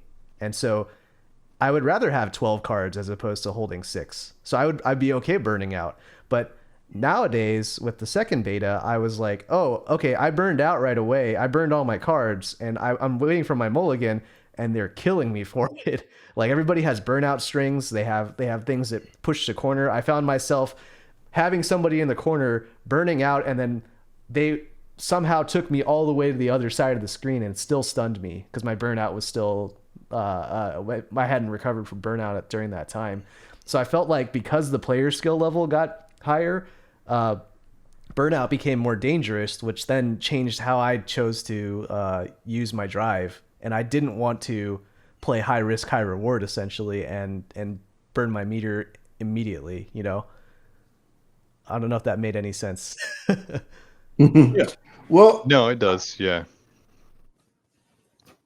yeah, I don't know, man. Burnout is pretty wild, man. Yeah, like I said, I think burnout, it really, certain characters though, I feel like they burn out. Yeah, it's like they could burn out like safely, and then Like Ryu or Guile, right? yeah, like Yeah, all right, 'cause no they big can deal, hide- because they like can hide we can better hide behind the than burnout. fireball and play the game still, and then boom, got my 6 bars back. There would be times where I would just burn myself out on purpose, and just be like, I don't think you ever want to do it on purpose. I was just feeling cocky. Okay. Like I was playing somebody and I was like, all right, so I'm pushing him to the corner and I just want the damage, so Yeah. I'm gonna EX flash kick it Oh, sure, into the sure. corner, and then I'm just like firebomb him, and then like he's like kind of panicking, wanting to get out of the corner, so he's doing like bad jumps, and he wants to get close, and then he's always gonna try to like throw me backwards into the corner. Right. So They're like, trying- I kind they're of trying- already know his plan because like Right. I'm burnt out, and I know he wants me in that corner so he can They get want the to combo. press. They want to press before you get your bar back, right? Which is going to force them to make like brash decision making. And truthfully, usually when you get put in a burnout state, your opponent becomes more aggressive, right? Yes, So yeah, they're going to spend more of their meter to try and keep you in the corner or to push you there. And if they don't have the resources to straight up kill you when they get you dizzy, there's a very good chance that they're going to be burned out when you get your meter back, and now it's Right. going to be your turn, and you're just going to steamroll them because they're Hey, completely out of resources at that point. hey, Right. Jeff, you know what that reminds me of? What's that? It kind of reminds me of K Groove and CVS too. Yeah. Yeah, just to let yourself get beat up on, let the state come naturally, and then hopefully you can survive Yeah, it. because people that got K Groove when they got in the rage, they were more inclined to, like, if you weren't seasoned enough, they'd be more inclined to, like, mindlessly try to rush down and land at level 3 before time ran out. Okay. And so it almost feels the same way. Like, you start making a lot of mistakes because you're trying to hurry up and use that meter. It's just an opposite, right? But it's still like the same concept.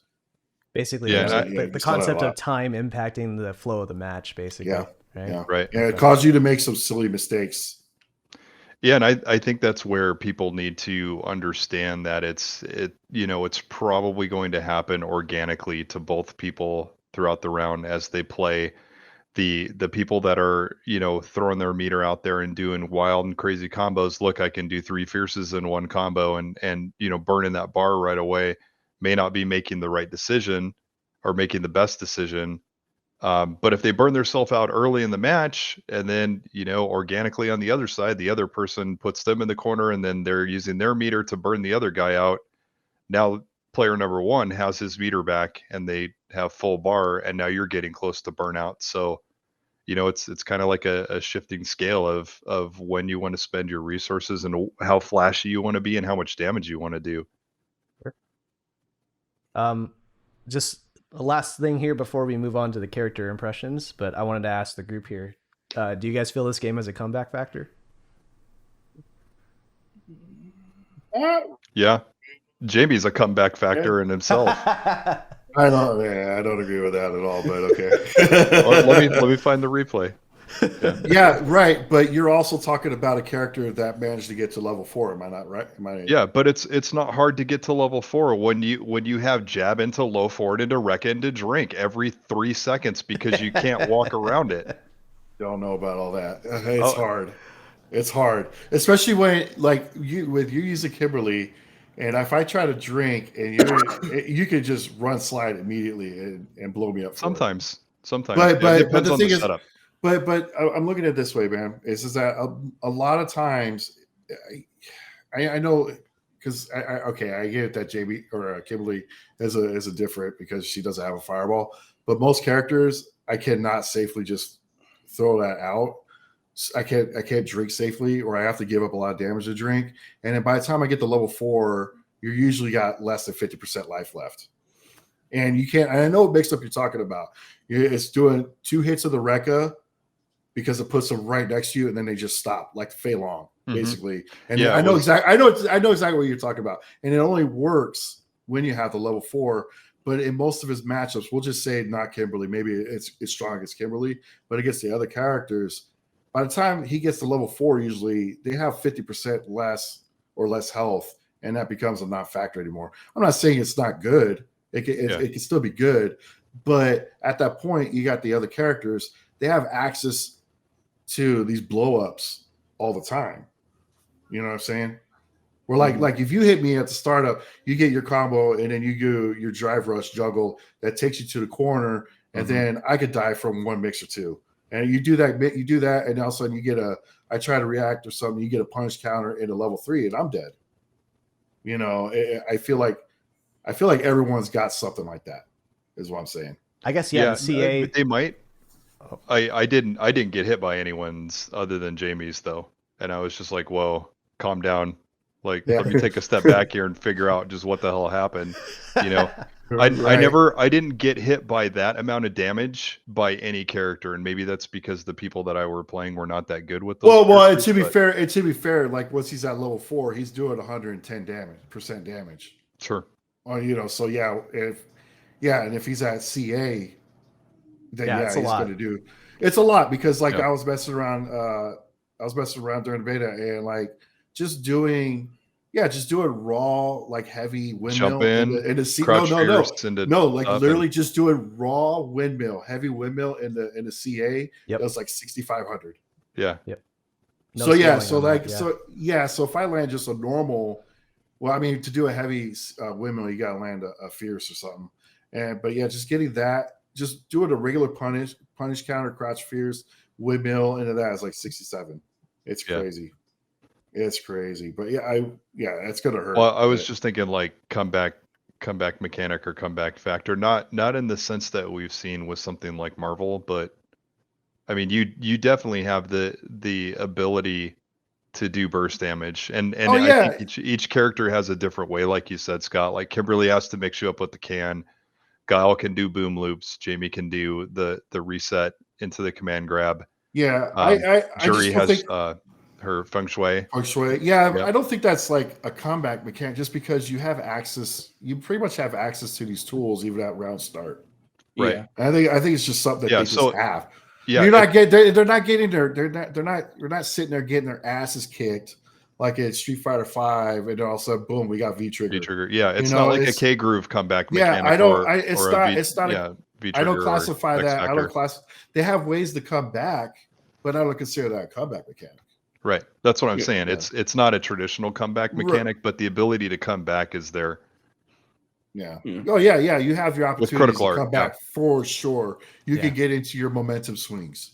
Even critical art though too. Like that's probably the most like on the tin comeback factor, but you don't get Oki afterwards. You don't get to steamroll the same way that you would V trigger, right? So does you get anyone like one burst of damage? Does anyone get anything off their CA?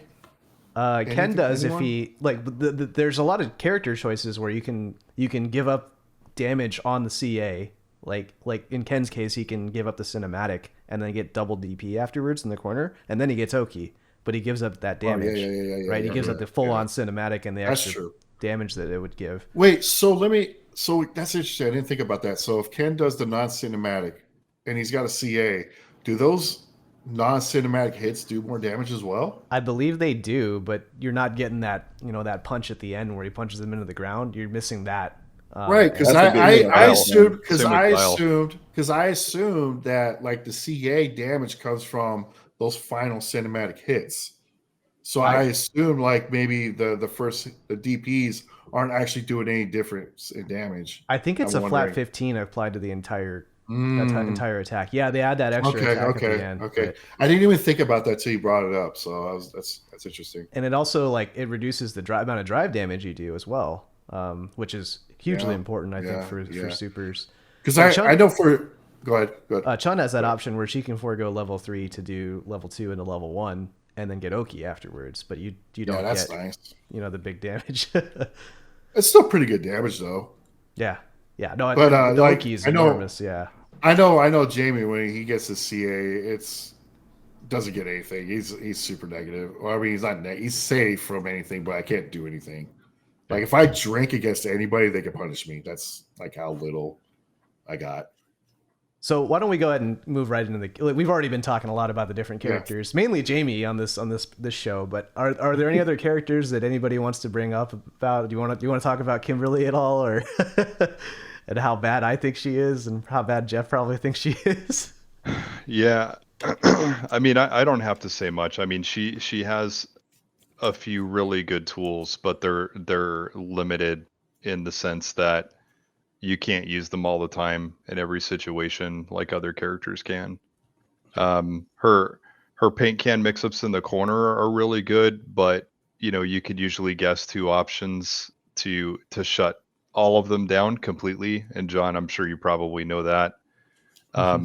She suffers due to a lack of good tools in the neutral. Her really only good neutral tool is stand forward.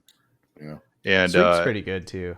The sweep is actually really good. I think she's got the best sweep. She has a fast sweep, but it's highly punishable. How fast is it? It's like 8 frames or something. I have to check my notes. Let's see. So our sweeps like universally damn near? Yeah, it's 8 frames. Oh, okay. Yeah, it's 1 frame faster than the other frames, I think. But interesting. I mean, as with most other things, it's pretty punishable.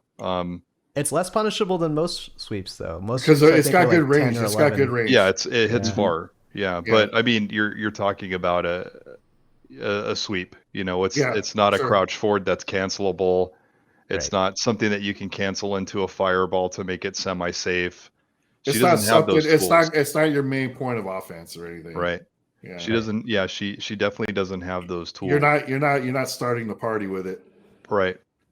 And what's kind of discouraging is if you drive rush with Guile or with Rue and do overhead, like you can, even if they block it, you get like safe stuff afterward. You can't throw them out of it or anything like that, and it's fast. Those moves are fairly fast. Kimberly's overhead with being able to drive rush into back roundhouse is extremely slow, and you can throw her out of it. Even though it looks like she's airborne, she's not airborne, so you can just throw her out of it, because if you mistime it, it looks like you're going to have to block it, but you can just mash throw, and it's so Weird. long that you can just throw her out of it. So she doesn't have that really good high-low game that other characters have using drive rush on their wake up. Sure. I agree. I think that Perry trivializes pretty much the majority of her mix-ups to the point Yep. where she doesn't do anything that anybody else already can. Yep, I agree. We're running a little bit lower on time than I initially thought here. So any other characters that people want to call out as good or bad or ugly? Guile's good. Giles good? Guile is still clearly the best. I mean, people were, I know. Tragic was saying like no one's going to do these loops, but we all know that's not going to be true. They got done to And- me, dude. Yeah, I mean, I played Chris G. I didn't know it was Chris G at the time, but he did a pretty long loop on me. Yeah. Yeah, He did I was it. watching Yeah, his he did stream no when he problem. did it on you. I was like, damn. Yeah. So and then we've seen it. I know Knuckle Dew was practicing them. It's only a matter of time. Will they do that 98% one that he found? I don't know, but doing 70, 80% or whatever, and doing a 30, 40-second combo while it's building insane meter, it's still it's overkill. I don't want to be in a 30-second combo in Street Fighter. Do you think they'll like nerf like multiple dragon rushes? Not dragon rushes. That's the other thing. Rushes. Yeah, that's the other thing too. I think combos? I'm wondering what they're going to do, because I think the biggest problem with that is it because he could do parry rushes in his combos, or is it because he could do so many booms before he even has to boom loops before he even needs to use a parry rush, right? So like, how do you fix that? Do you cause slightly more? I think maybe the answer could be slightly more pushback, maybe not more recovery, but slightly more pushback to push them out, Yeah. Or yeah, it could be less active frame somewhere on like the knee or something. I mean, there's lots of avenues to take, but I think whether it's even if the combo didn't do as much damage, it's still, no one wants to be stuck in a 30-second combo. I should know. I play Alpha 3. No one wants to get stuck in a down up light kick over and over again. I've never seen that. Infinite or not, even with crouch cancels that work infinites, no one wants to be stuck in a really long combo. This isn't Marvel. Yeah. No and one the wants same thing to deal with happened in that. 5 too, right? Like they tried to nerf it and people just found a different set of loops to go to Yeah, and started doing that, yeah. and then they tried to nerf it again, and And the difference here is that you have access to it the whole time. Yeah. Whereas 5, you had to use V trigger. This one, the gloves are off. You can use it whenever you want. And I had trouble with Guile. I had trouble with good Guiles. I had trouble with Jury more than Jury. any character this time. Okay. Yeah, and mainly because like her recovery on her fireball is like non-existent. it's the same thing. can't- Yeah, because it's the same with Guile. Like they could follow right behind the fireball, drive rush right behind it. Yeah. And it's just like, what are you going to do? Yeah, and also she's got really good hit confirms into a knockdown that does a lot of damage, like a simple combo too. So Yeah, Jury's really powerful. yeah, her crouch forward I think is really good. Standing forward, Standing forward two is hit really confirm. good. Yeah, and the I think it's her jump fierce, the one where she kicks straight down. Mm-hmm. Like when they get you in the corner, because they can do it and hit it right away, and it's kind of hard it's hard to tell whether or not it's going to cross you up. Really, even though there's no corner cross ups, you can still walk out of it and get hit on the other side if you're walking forward on wake up. So it's I had a lot of problems with that. Just people You- mixing me up with jury and then getting feng shui and just Dude, going crazy. to add to what you just said with the feng shui, there was some guy I was playing, and he would get me in the corner with a feng shui combo, and then he would do something. I don't know if it was like a fuzzy guard, but he would come in with multiple jump attacks. He'd go up with a jump attack, come down with a jump attack, and it was really hard to defend. Yeah. I ate it every time. I was like, he hit me with feng shui, and it was a wrap every time because I couldn't block the mix. Yeah, I It was feel like I've deadly as seen that hell. with Chun Li somewhere with like a jump, medium kick, and then like a air leg thing just up and down over and over. Oh, he would do the super launch and do his delay like double fierce punch, and then he would jump again. It would look really weird, and it'd be a safe jump fierce. And I was like, Yeah, "What that's a is safe jump. this?" Yeah, I'm like, that's- "What is this?" I'm like, "This is dirty." Yeah, Chun has some dirty stuff, and I definitely use that a lot during the beta. Yeah, let's talk about Chun. Let's talk about Chun. Yeah, What do you well, think? we're What do you almost out of think? time here, guys. So Flying Well, under would you the look at radar that with time? Chun. that's actually true, though. We are running out of time, but yeah, I think Chun is really good. I think she possibly better than Guile, but I don't think so. I think she's probably She's a contender. She's a contender. Yeah. I think I the think people that her- are playing her are not playing her correctly right now. The think- other Chun Li's I played during the We're not- beta, I was bowled killing them, them dude. mostly. Yeah, I same bowled here. them. Same here. Same here. You're easily the best Chun I played against so far. Easily. Oh, cool. Luke has been a surprise this Yeah, time Luke's really around. good. Yeah. I think Yeah. he's very. I think he's really scary. All the Jamies I fought, other than Chris G, kind of beat me just because he's a better player than I am. But other than that, I never really lost any Jamies. I don't think I lost any Kimberlys except for you, Jeff.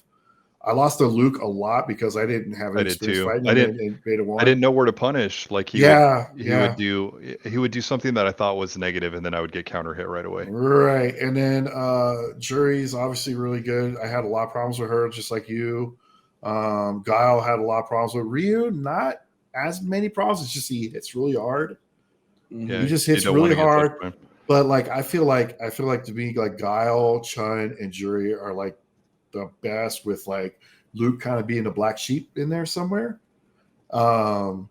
But I think, but who's to say, like, when they release all the other characters, whether these characters land up, who knows how bonkers these other characters are going to be in the meta, you know? For all I That's know, what I'm these most could excited be for. the worst characters Yeah. that we're using right now. Who knows, right? Yeah, Capcom's like, give them the shit crew to start out with. Let's see what they do with these characters, and then we'll really Yeah, let them man. see the good stuff later on.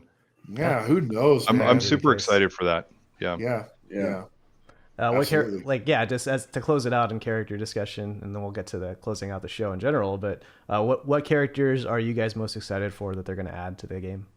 Oh, Marissa, 100%. Yeah, Marissa's fucking dope. Dude, it's just like, because you feel the weight of her hits. Like that impact Yes. on every hit, you're like, the way the camera shakes and all that, you're feeling it. There's like super good weight behind it. It's like playing Juggernaut. Yeah, Where it's she's just like, definitely oh that my Juggernaut God. character. Abigail, everything- basically, but done right. Abigail, yes, Abigail, but done right. Or playing like That's right. Potemkin or something, right? Yeah. It's just like, ugh, man. Even when she did the double, the step kick combo, you're like, oh man, you just felt it, dude. I'm like, and she's just awesome looking. But I think JP looks really cool. I like how there's like minimal effort behind his move sets. He's just like kind of just like being very casual in his fights with his cane. He's just like, but like seeing all the bison, the psycho power, I think that's really cool. Yeah.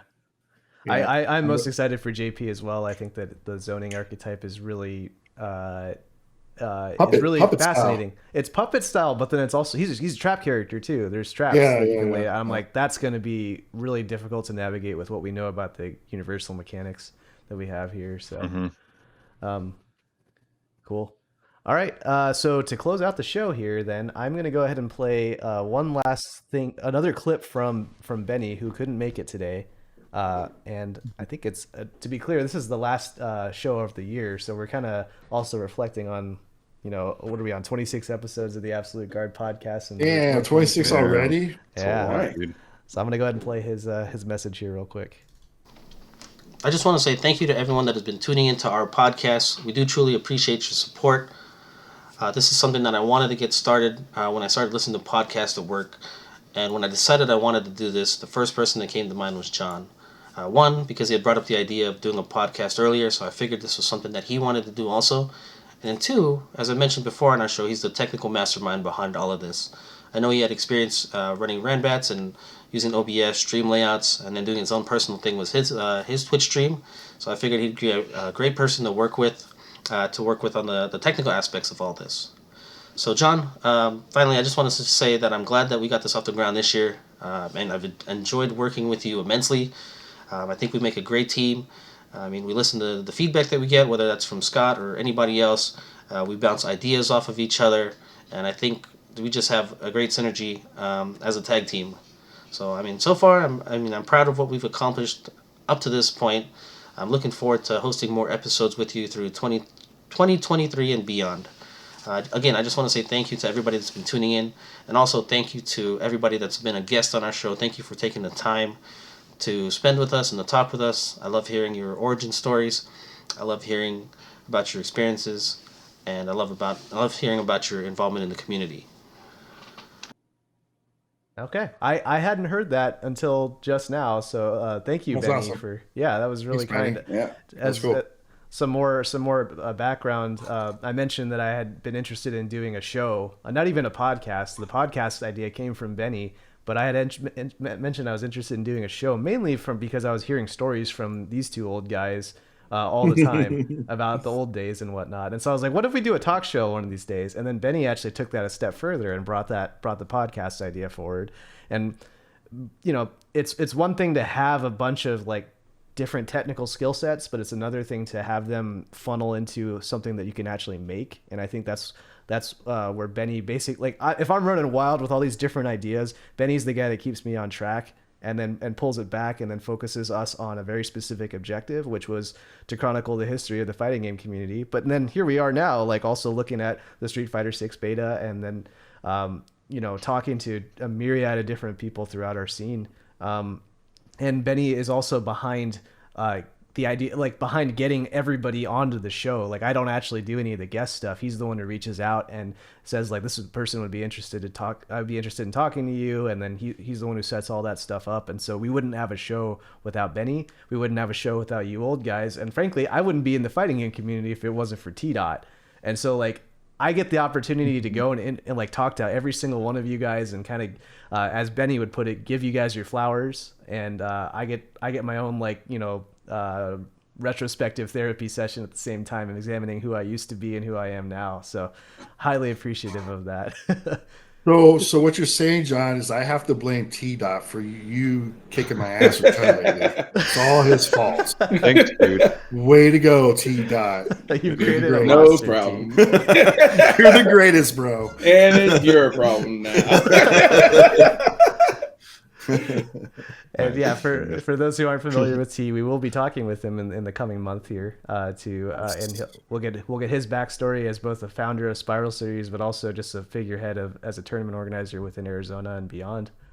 So we're gonna go ahead and call it here. We're at time, so thanks everybody for tuning in, and we will talk to y'all later. See ya. Have a good night, guys.